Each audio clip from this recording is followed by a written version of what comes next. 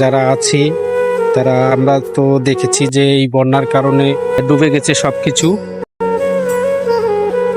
ডুবে গেছে। এবং এই যে যে আমি আছি যে তিস্তা ব্রিজে, এখান থেকে দেখানোর চেষ্টা করতেছি যে পানি কতটুকু বেড়েছে, পানির স্রোতটা এই ভিডিওর মাঝে দেখা যাচ্ছে, আপনারা দেখেন যে।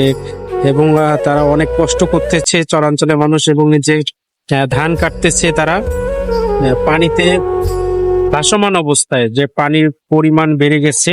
তিস্তার চরে দেখেন যে বন্যা হওয়ার ফলে কৃষকদের কি ভোগান্তি, এবং সবকিছু ডুবে গেছে। আমি দেখানোর চেষ্টা করতেছি, এবং বাদাম ধান সবকিছু ডুবে গেছে। তারা কঠোর পরিশ্রম করতেছে শুধু তাদের এই কষ্টের আবাদটা তোলার জন্য, কিন্তু এত পরিমাণ বৃষ্টি হয়েছে যা কল্পনা করার বাইরে। সবাই আপ্রাণ চেষ্টা করতেছে পানির মাঝে এবং সে আবাদগুলো তোলার জন্য। এবং কিছু ধান ছিল এই তিস্তার চরে, যার ফলে সেগুলো তারা কাটতেছে। এবং এই যে দেখতেছেন যে প্রচুর পানি হয়েছে, যা প্রতিটা নদীতে এবং গ্রাম অঞ্চলেও পানির এত পরিমাণ যে 3-4 দিনের যে বন্যাটা হলো, মানে বৃষ্টিটা হলো, এই ভারী বৃষ্টিপাতের ফলে কিন্তু এই বন্যার আশঙ্কা দেখা দিয়েছে এবং পানির স্রোত বেড়েছে। এবং আমি সেটাই দেখানোর চেষ্টা করতেছি যে আমি তিস্তা চরে এসেছি, এবং সেখানে এসে আমি দেখলাম যে আসলে তাদের ভোগান্তিটা বেড়ে গেছে। এবং বিশেষ করে যেটা কথা বলা সেটা হচ্ছে যে এই যে যে বৃষ্টি, ভারী বৃষ্টির ফলে কিন্তু আবাদি জমিগুলো ডুবে গেছে, এবং ফসলি যে ফসল যেগুলো সেগুলো কিন্তু বন্যার মাঝে পড়ে গেছে। বন্যা কবলিত এলাকার, যদিও বলা যায় যে তিস্তার চর। এবং শুধু এখানে না, কুড়িগ্রাম, রংপুর বিভাগ, এই শহরগুলোতে কিন্তু প্রচুর পরিমাণে পানি বেড়েছে এই 2 দিনে।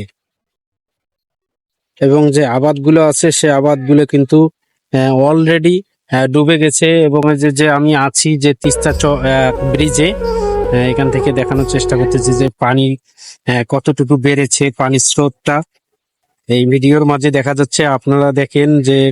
এবং তারা অনেক কষ্ট করতেছে চরাঞ্চলের মানুষ, এবং যে ধান কাটতেছে তারা পানিতে ভাসমান অবস্থায়, যে পানির পরিমাণ বেড়ে গেছে, যার ফলে কিন্তু এটা এরকম কষ্টটা হচ্ছে এই সব দিকে। এবং আমরা যে আছি সেই তিস্তা ব্রিজের কাছে।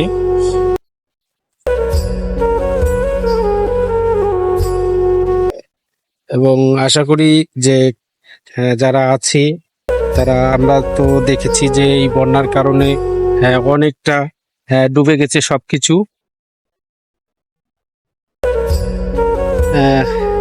এটা কুড়িগ্রাম, লালমনিরহাট, রংপুর, তিনটা শহরের জেলার মধ্যে এটা অবস্থিত। তো আমরা সেই জায়গায় এসেছি, এবং যে তিস্তা ব্রিজ, এই ব্রিজের কাছ থেকে আমি সব তথ্যগুলো নিলাম এবং আপনাদেরকে দেখানোর চেষ্টা করলাম।